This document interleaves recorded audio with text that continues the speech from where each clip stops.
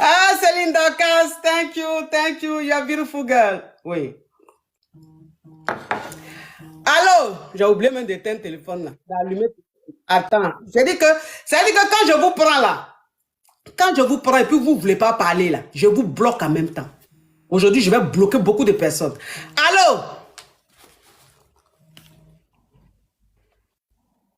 Allô? Attends, je vais bloquer l'énergumène. Je la bloque. Oui, attends, quitte pas. Je bloque celle-là et puis je la descends. Tous ceux qui envoient demande aujourd'hui et puis ils ne parlent pas, je les bloque, je les descends. Aujourd'hui, on n'a pas le temps. On n'a pas le temps des perturbateurs. Non, non, non. Allô? Oui, mon coach, je suis Donia, sortez-moi d'ici. Ok, on t'écoute, ma chérie.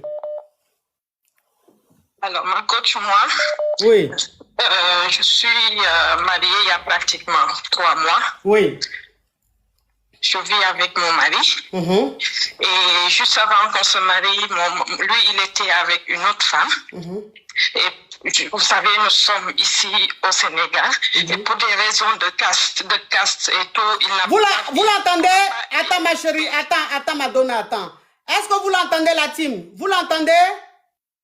Est-ce que vous l'entendez? Est-ce que vous l'entendez, s'il vous plaît? Non? Vous m'entendez, ma coach? Vous l'entendez? Ok, on t'entend, ma chérie. Parle. Donc, je dis que je suis sénégalaise, je suis au Sénégal. Oui. Donc, la toute première femme avec mon mari n'avait pas pu l'épouser pour des histoires de caste au Sénégal. Oui. Donc, mon mari est considéré comme noble et l'autre, ils disent que voilà, c'est pas un noble. Donc, finalement, il dit qu'il a rompu avec elle et il m'a épousée. Donc, après 3 mois de mariage, un jour, la fille là est venue à la maison avec une grossesse. Au début, je ne savais pas que c'était elle. Ma chérie, tu as mis le haut-parleur? Allô? Tu as mis le haut-parleur? Non, je n'ai pas mis de haut-parleur. Ok, on t'écoute, ma chérie, oui. Je vais me rapprocher plus de la connexion. Je pense que c'est à cause de ça que vous ne m'entendez pas. Oui. Une minute, s'il vous plaît, je me rapproche plus de la connexion. On met le cœur, on met le cœur, on met le cœur, on met le cœur, on met le cœur, la team, on met le cœur, on met le cœur, la team, on met le cœur. On met le cœur, le direct est beaucoup signalé, on met le cœur, mes amours. Je disais qu'après quelques temps, moi au début, je ne savais pas que c'était elle. Elle est venue à la maison, elle a toqué. En ce moment, il n'y avait que moi, mon mari était parti au travail. Donc, je l'ai invitée à entrer. Elle a demandé après mon mari. Je lui ai dit que il était au travail. C'est vers les 18 heures qu'il est là à la maison. Donc, je lui ai dit que c'était pourquoi elle n'a pas voulu dire. Mais moi, j'ai constaté que c'était une femme enceinte. Donc, elle est partie le soir. Quand mon mari est venu, je lui ai expliqué, je lui ai dit qu'il y avait une femme en état de grossesse qui est venue, qui a demandé après toi, mais elle n'a rien dit. Quelques minutes après, elle toque de nouveau. Cette fois-ci, c'était mon mari qui a ouvert. Donc, je pouvais les entendre de loin, mais c'était impossible pour moi de percevoir ce qu'ils disaient exactement. Donc, je me suis approchée, je leur ai dit, vous savez, ici, on habite avec des voisins et tout. S'il y a un problème, autant le régler dans la maison. Donc, ils se sont mis au salon. Moi, je suis allée dans la chambre. Bon, je me doutais peut-être de quelque chose, mais je préférais peut-être être dans le déni. Après la nuit, mon mari est venu, il m'a dit, oui, bébé, tu sais, moi, je ne veux pas qu'il y ait d'histoire de mensonge entre nous deux. Donc, mon ex dont je te parlais, que je n'ai pas pu épouser, c'est bien elle. Maintenant, elle dit qu'elle est enceinte et la grossesse est de moi. Elle est enceinte de 7 mois et moi, j'ai 3 mois de mariage avec mon mari. Donc, je lui dis, OK. Il m'a expliqué, c'était logique parce que la fille là était enceinte bien avant que mon mari avec lui.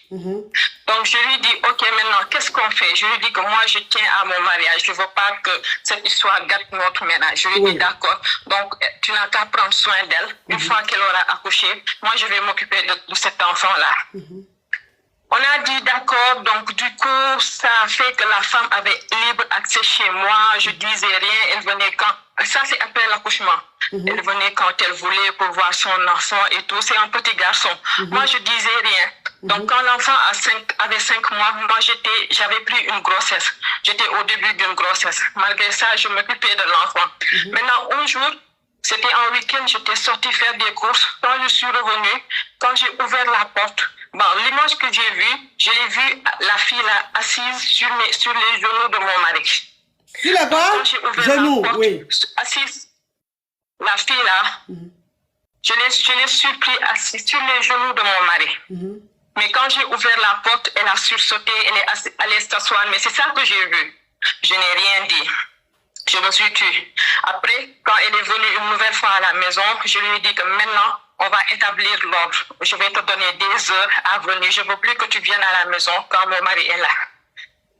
Mais il se trouve que la fille là a une relation avec mon mari. Aujourd'hui, j'apprends que mon mari l'a pris comme deuxième femme.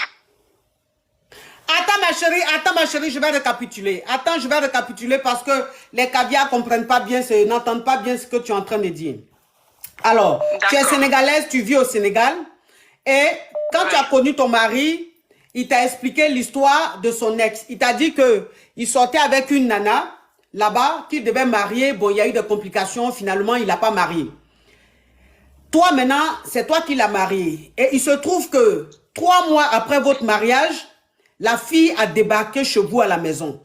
Et elle était enceinte, elle a demandé après ton mari, mais c'était en tout cas quand tu l'as vue, tu as senti que c'était une femme enceinte.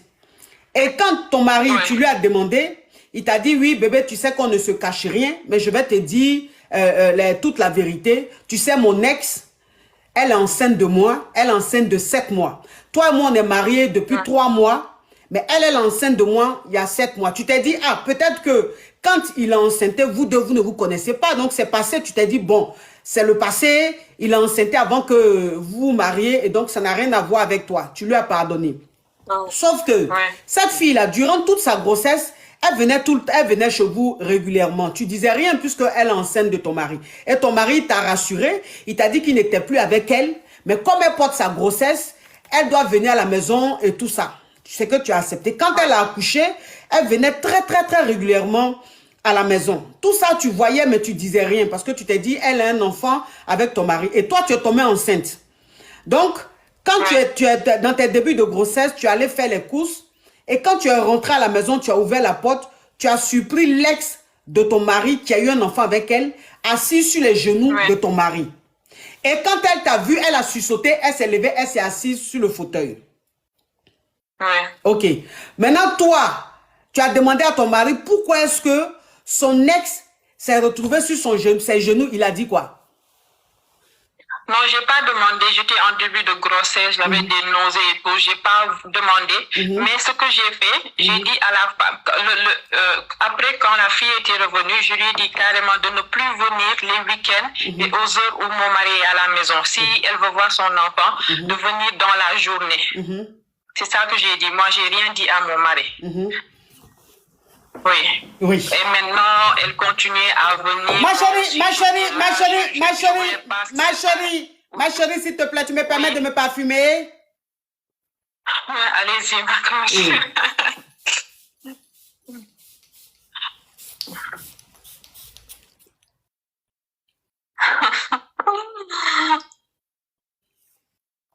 Le parfum, là même, je ne sais pas pourquoi chaque fois c'est ce qui se retrouve vers moi.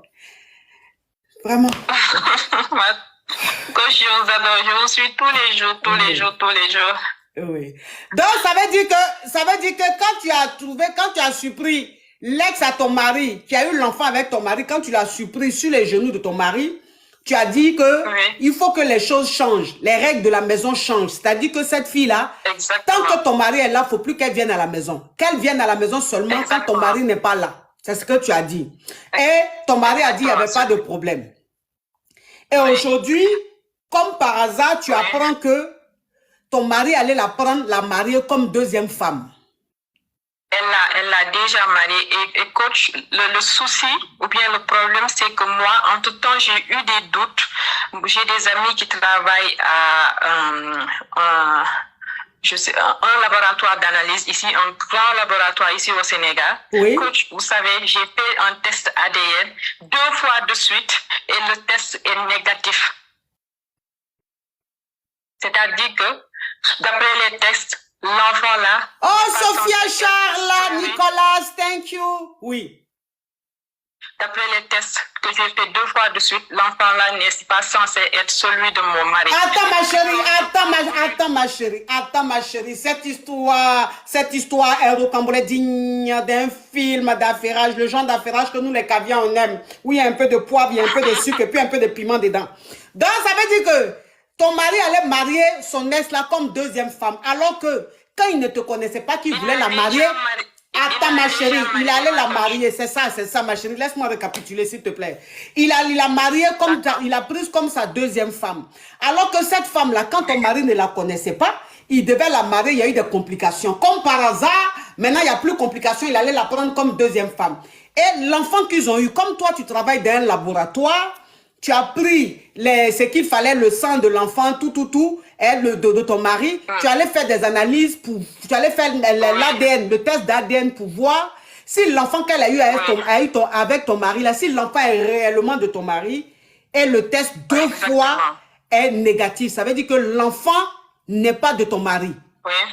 Oh, barachette, man. En ce moment, oui. En ce moment-là, moi, j'hésitais comment dire ça à mon mari parce que je l'ai fait ça, son aval. Oui. Et lui, il était attaché au petit. Oui. Je ne savais pas. Maintenant que je sais que lui, il est allé épouser la fille là derrière mon dos, oui. Je ne sais pas comment faire pour lui dire que cet enfant-là, qu'elle essaie de te faire croire que c'est le tien, eh ben, c'est pas ton enfant. Donc, moi, j'étais en train de voir comment dire ça à mon mari. Je ne savais pas comment m'y prendre sans pour autant que mon ménage soit menacé. Et maintenant que je sais qu'il est allé épouser la fille là derrière mon dos, alors que je suis à 8 mois de grossesse, que je vais bientôt accoucher, je ne sais pas comment faire, ma coach. Ok, donc ça veut dire qu'aujourd'hui, tu as 8 mois de grossesse. Et comme tu sais maintenant que après le test, parce que tu travailles dans un laboratoire et forcément tes collègues des autres laboratoires et tout, donc tu as la certitude, parce que tu as fait le test 2 fois. Donc tu as la certitude que l'enfant qu'elle a eu avec ton mari, parce que ton mari est beaucoup attaché à cet enfant-là. Donc, toi maintenant, aujourd'hui, comme tu as appris que ton mari l'a marié, tu as envie maintenant de dire à ton mari que l'enfant n'est pas de lui, que tu as fait les tests. Mais comme tu as fait ça en cachette, tu as peur que ton mari dise que tu es une Colombo. Pourquoi est-ce que tu t'es permise d'aller faire le test? Donc, tu as peur de perdre ton foyer et en même temps, tu as envie de dire pour que ton mari sache que l'enfant là n'est pas de lui. Oui. Et en même temps, moi, j'ai de la compassion pour l'enfant. Il est tellement attaché à moi que même quand sa maman vient, il ne veut pas que sa maman le prenne dans ses bras. Il est tout le temps attaché à moi. Il m'arrive même de lui donner mon sein alors que je suis en état. Donc, c'est-à-dire que lui, il a tété le lait que je dois donner à mon fils que je dois accoucher. Même moi qui vous parle, ma coach, je suis tellement attachée à ce petit-là que, honnêtement, je ne sais pas, j'ai envie de le faire pour me venger, pour me venger de mon mari. En même temps, j'ai de la compassion pour ce petit garçon-là qui m'aime tellement et qui est innocent dans toute cette histoire-là. Oui, c'est ça. Ok, et ma je suis chérie. vraiment confuse. Ok, ma chérie. Ok, ma chérie, je comprends. Tu es beaucoup attachée à cet enfant et l'enfant aussi, il est beaucoup attaché à toi, vu que souvent même c'est toi qui lui donnes à téter et tout, tellement que l'enfant est vraiment, vraiment attaché à toi et il est beaucoup, beaucoup attaché à ton mari aussi attaché. Donc, en fait, tu aimes tellement cet enfant que, en même temps, tu n'as pas envie de dire que c'est pas son enfant pour qu'il coupe les ponts, radicalement avec cet enfant-là. Donc, tu ne sais pas comment où te situer, si tu dois expliquer à ton mari que l'enfant n'est pas de lui, ou si tu dois laisser ça comme ça et faire comme si de rien n'était. Ok, ma chérie. Ma chérie. Tu as la guerre. Tu comprends? Cette fille n'est pas rentrée dans ta vie dans la paix. Quand elle est rentrée dans ta vie, là, elle est rentrée dans ton foyer, elle n'est pas rentrée avec respect. Elle n'est pas rentrée avec des intentions, de bonnes intentions. Après, tu me diras, les gens me diront que, oui, mais il a connu avant. S'il n'a pas marié, c'est peut-être parce que la famille compliquait tout. Mais c'est elle, son premier choix, c'est elle qui l'aime. Bon, anyway, tant qu'à faire, ça, on ne sait pas. Vous comprenez un peu. Mais moi, ce que je dis, je suis l'avocate de Maccabia, donc c'est la cause de Maccabia que je défends. Je dis que quand elle est rentrée dans ta maison, elle n'est pas rentrée dans ta maison avec respect. Elle n'est pas rentrée dans ta maison avec de bonnes intentions. Elle est rentrée dans ta maison pour prendre ton mari. La preuve en est, ton mari allait la marier.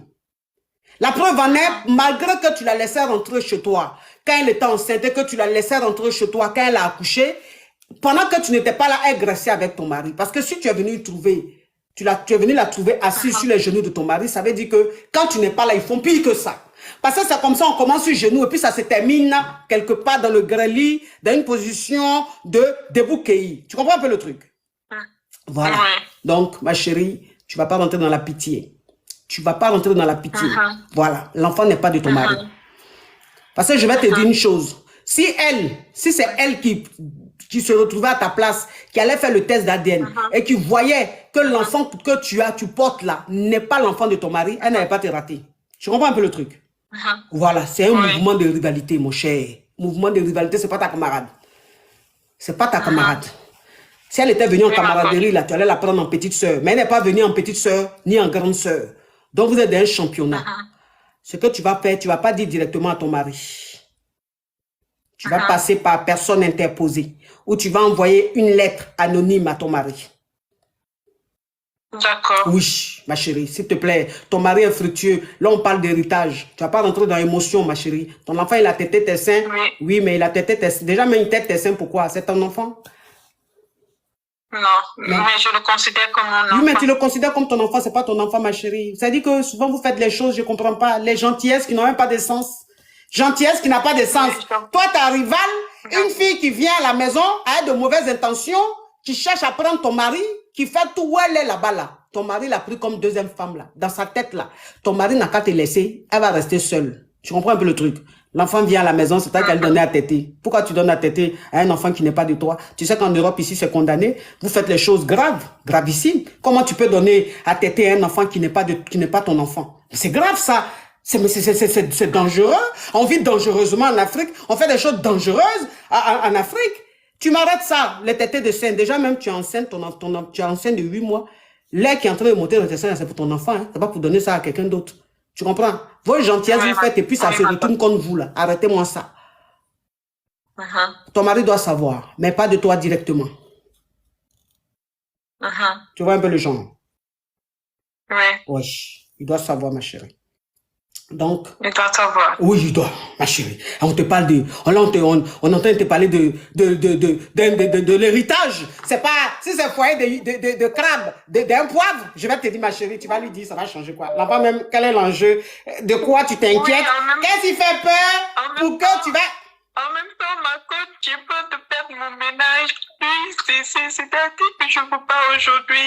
tu as peur tu as peur de perdre ton ménage là. C'est pour ça que je te dis, ce n'est pas toi qui vas lui dire directement. Si tu ne dis pas directement à ton mari, comment tu peux perdre ton ménage? Est-ce que ça vient de toi? Quand tu vas dire, écoute-moi, quand quelqu'un va dire à ton mari, ou ton mari va recevoir une lettre anonyme, ça va créer des interrogations dans sa tête. Ça va commencer à créer des doutes dans sa tête. C'est ton mari maintenant qui va lui-même aller faire test là, d'ADN. D'accord. Tu comprends un peu le truc? Toi, c'est une information que tu envoies au cerveau du monsieur.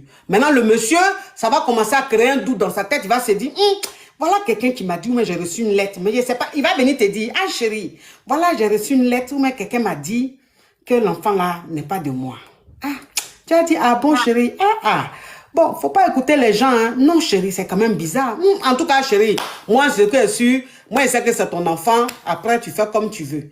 Après, tu fais comme tu veux, là. C'est lui-même, ça va cogiter dans sa tête, cogiter dans sa tête, cogiter dans sa tête. Et puis, lui-même, un jour, il va dire, pour être sûr, là, il y a les tests d'ADN, là. Pour être sûr. C'est comme ça, maintenant, il va aller faire test d'ADN, là. Et puis, il va voir que c'est pas son enfant. Et il va venir te dire, chérie, l'enfant, là, n'est pas de moi. Ouh, il n'est pas de toi. Eh, Allah. Oh. Mais pourquoi elle a fait les choses comme ça? Oh, pourtant, on aime cet enfant. Mais chérie, bon, c'est pas de toi, mais comme c'est ton enfant, on peut le prendre toujours comme notre enfant. C'est lui qui va te dire non. Déjà, j'annule le mariage. Je ne veux plus d'elle parce qu'elle m'a trahi. Ma chérie, ton mari te revient. Parce que si c'est foyer poivre, je vais te dire, mais ne dis pas. Je vais te dire pourquoi tu vas dire quel est l'enjeu. Un foyer poivre. L'enfant va hériter de quoi? Des criquets ou de koutoukou ou bien bandit blanc. Moi, je te dis pas. Mais là, on te parle d'un foyer fructueux. Un foyer où l'héritage est en jeu. On va pas rigoler avec ça, s'il te plaît. Maintenant, tu vois un peu le genre. Ouais. Tu veux pleurer? Non, je suis juste émue à la fois et confuse. Tu sais, une femme enceinte, les émotions, ça lui monte assez rapidement. Ah, les émotions, ça monte assez rapidement. Après, si c'est que je t'ai dit... Oui, si c'est que... Au début, j'arrivais à supporter, mais depuis que je suis, que mon mari a épousé l'autre là, ça va, je n'arrive plus à supporter. Écoute, ce que je t'ai dit, tu es venu avec un problème très grave, donc je t'ai donné la solution grave. Maintenant, si tu es dans l'émotion, que tu es sensible, faut pas mettre ça en application, tu laisses ça comme ça, tu fais comme si tu ne savais rien.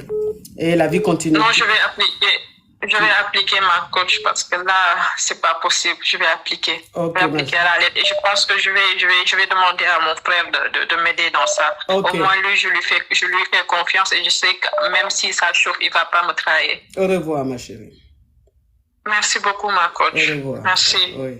Merci, au revoir. Oui. On n'est pas dans les trucs de sentiments. Non? Attends. Quand ton héritage en jeu, tu as me parlé de lui. Allô?